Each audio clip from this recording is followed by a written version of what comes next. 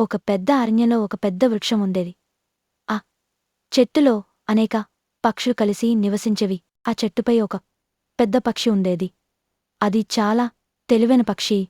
ఒకరోజు పాతటి పక్షి చూస్తోంది.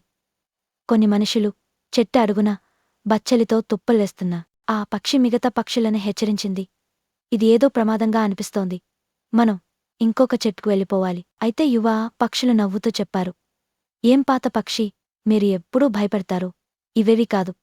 పాతటి పక్షి తన పని తాను చూసుకుని మెల్లిగా అక్కడ్నుండి వెళ్ళిపోయింది. కొన్ని రోజుల్లో ఒకరోజు వేటగాళ్ళు వచ్చారు.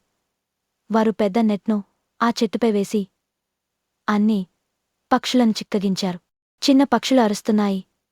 అయ్యో, మమ్మల్ని కాపాడండి. తెలివైన పక్షి, మేము తప్పు చేశాం. అయితే పాతటి పక్షి అప్పటికే మరో చెట్టుపైకి వెళ్ళిపోయింది. అది బాధగా పక్కనే చెట్టు మీదుంచి చూసింది. నేను ముందే హెచ్చరించాను. కాని వారు వినలేదు. ఆ రోజు తరువాత మిగతా పక్షులు గ్రహించాయి. మనకి ముందు తెలివిగా ఆలోచించాలి. అంతేకాదు, పెద్దవారి మాట వినాలి. ఈ కథ మమ్మల్ని నేర్పింది. ముందు ఆలోచించు, తర్వాత చర్య తీసుకో.